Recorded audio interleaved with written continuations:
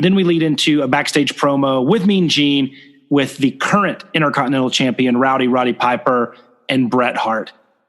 This is a very well-known promo. You get all of Roddy Piper's great one-liners, the "I loves your family, I know ya," like his, kind of weird language that he was rolling out there. Some potty training jokes, some talk of Bret Hart's mom making those bologna sandwiches with only one slice of bologna. Piper's so great. I mean, if you didn't know anything about wrestling or the storylines leading up to this, and you just started with that promo, I think you could pick up that these two guys were friends. They were fighting over a title, and it was getting heated, and that, they have a long history. They're both well-liked, fan favorites, but, it's just escalated to the point that they have to go out there and have a big fight for this championship. The fact that they can do that in a 1 to 2 minute promo, that's just a showcase of how great Roddy Piper is. And this is coming after a Jake promo, which Jake's, if he's 1A, then Roddy Piper has to be 1B. I love this promo. Yeah, I think this whole match was not one that you would normally see. You have to go back to January at the Royal Rumble when everything was shaken up with the Intercontinental title. I mean, you go on the weekend of the show and it's, the Mounties beat Bret Hart for the title, and now Bret can't be at the Rumble and Piper's taking his place. And, you get the unexpected win by Piper. I mean, Piper never even held the title before. Piper's going to be, the Intercontinental Champion. Now he's still in the Rumble too, so he's still a main event caliber talent. But then we go back to now and it's, Bret, he deserves his title shot. Piper's his friend, but, that's what made it WrestleMania worthy. You wouldn't see this match otherwise. But if Piper was going to be a proper Intercontinental Champion, he had to defend against Bret. And that's what they really told leading up to this match. And it really felt like one of the bigger matches on the show going in. But the question we'll get to answer here is, did it deliver? So Piper's really lean here. I mean, compare this Roddy Piper. I mean, amazing shape, but so lean compared to I'm not going to say the enhanced years, but the bulkier years of, even going back to like WrestleMania 1, where you have a much bulkier Roddy Piper. It's an interesting visual. I sometimes forget about this Roddy Piper, the long hair, the longish hair, and being how thin he was. I mean, Hart has to have 20 pounds on him. Yeah, he definitely came back different at WrestleMania V, I think, going back that far, that many years earlier. When he came back from that layoff, he definitely just had a whole different presentation, I think.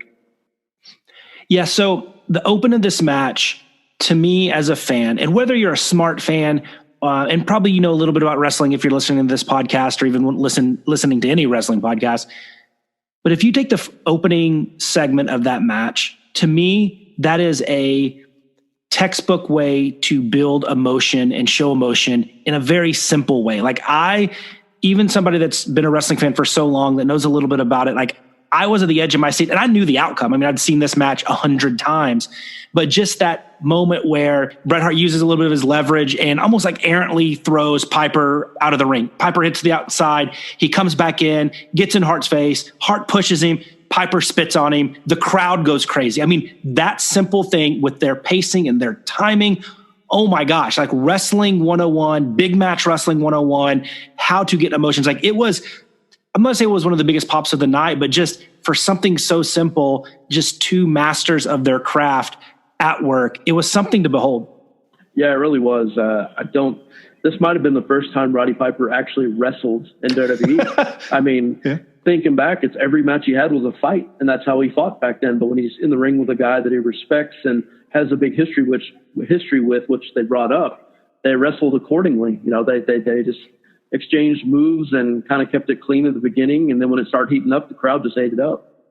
Yeah, if you think about it, I mean, you have WrestleMania 1, you have him and Orndorff and Hogan and Mr. T. I mean, with Mr. T, there's not going to be a wrestling match, right? So, yeah, that's a fight. Of course, the boxing match. Adonis, I mean, I with the retirement and everything on the line, like you would think that it's probably more of a fight. I would lean more of a fight than a wrestling match. I think Piper's fight against enhancement talents half the time were fights. Yeah.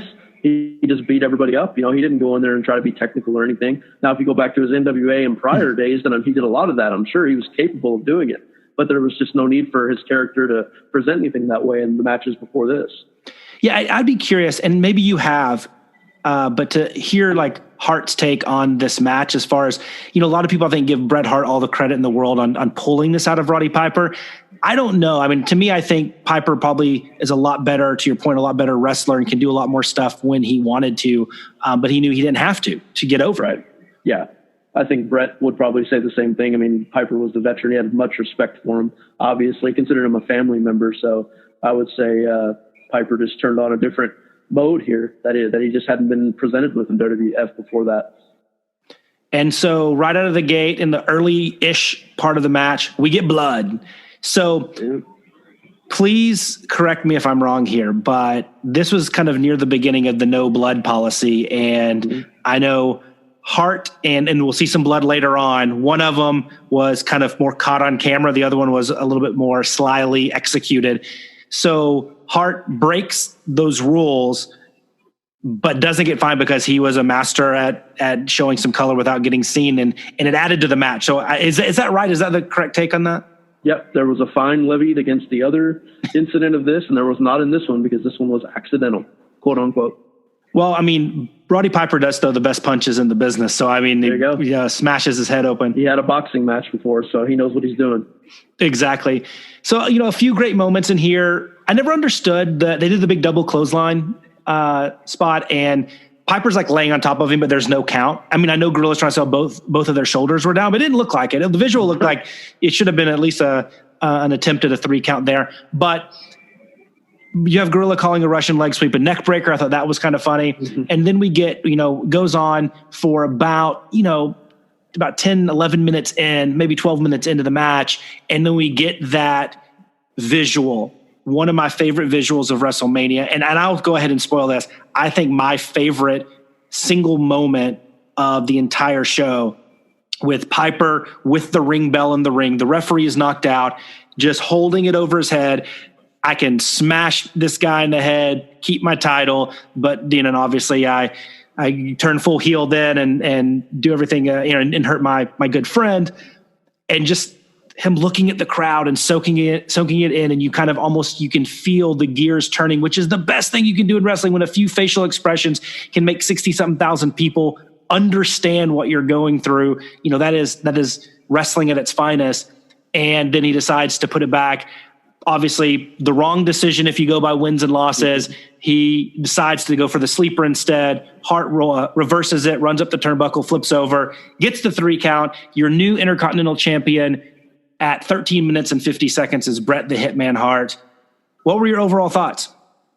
I love this match. I mean, as you said, the moment where Piper was considering what he was going to do with that ring bell, I think it turned on all the emotion of, hey, Roddy Piper's been this way before. This is the old Roddy Piper. He's just going to come back. He's going to nail Bret here, keep the title, and we're going to see the old Roddy Piper back. That was a real possibility in that moment, I think.